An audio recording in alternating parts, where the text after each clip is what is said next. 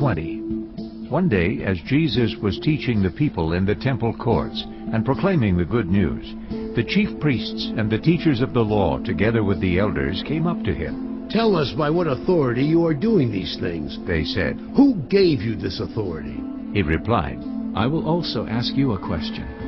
Tell me, John's baptism, was it from heaven or of human origin?" They discussed it among themselves and said, "If we say from heaven, he will ask, 'Why didn't you believe him?' But if we say of human origin, all the people will stone us, because they are persuaded that John was a prophet." So they answered, "We don't know where it was from." Jesus said, "Neither will I tell you by what authority I am doing these things." He went on to tell the people this parable. A man planted a vineyard, rented it to some farmers, and went away for a long time. At harvest time he sent a servant to the tenants, so they would give him some of the fruit of the vineyard. But the tenants beat him and sent him away empty-handed. He sent another servant, but that one also they beat and treated shamefully and sent away empty-handed. He sent still a third, and they wounded him and threw him out. Then the owner of the vineyard said, "What shall I do? I will send my son, whom I love. Perhaps they will respect him." But when the tenants saw him, they talked the matter over. "This is the heir," they said. "Let's kill him, and the inheritance will be ours." So they threw him out of the vineyard and killed him. What then will the owner of the vineyard do to them? He will come and kill those tenants and give the vineyard to others. When the people heard this, they said, "God forbid!" Jesus looked directly at them and asked, "Then what is the meaning of that which is written? The stone the builders rejected has become the cornerstone. Everyone who falls on that stone will be broken to pieces. Anyone on whom it falls will be crushed." The teachers of the law and the chief priests looked for a way to arrest him immediately, because they knew he had spoken this parable against them. But they were afraid of the people.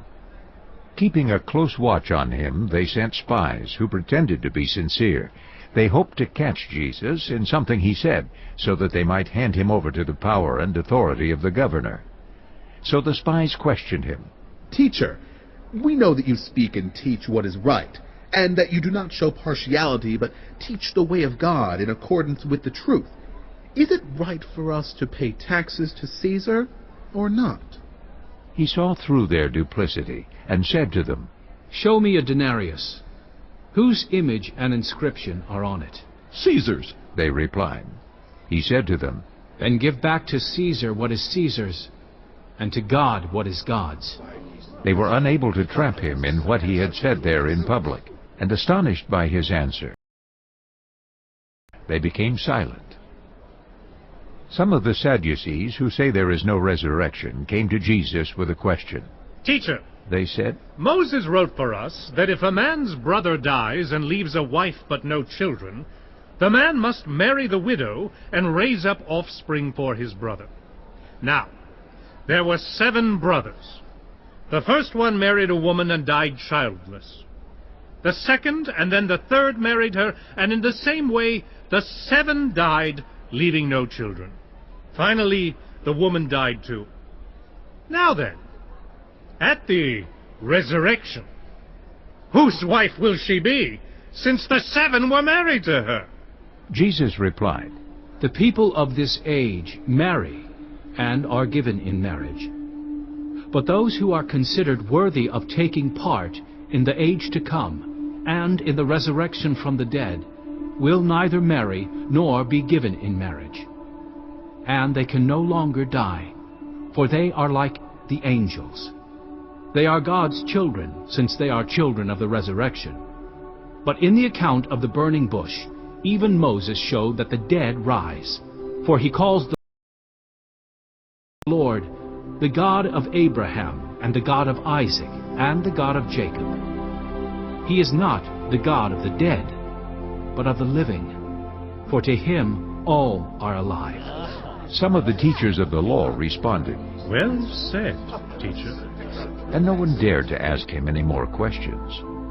Then Jesus said to them, Why is it said that the Messiah is the son of David? David himself declares in the book of Psalms, The Lord said to my Lord, Sit at my right hand until I make your enemies a footstool for your feet. David calls him Lord. How then can he be his son? While all the people were listening, Jesus said to his disciples, Beware of the teachers of the law. They like to walk around in flowing robes and love to be greeted with respect in the marketplaces and have the most important seats in the synagogues and the places of honor at banquets. They devour widows' houses and, for a show, make lengthy prayers. These men will be punished most severely.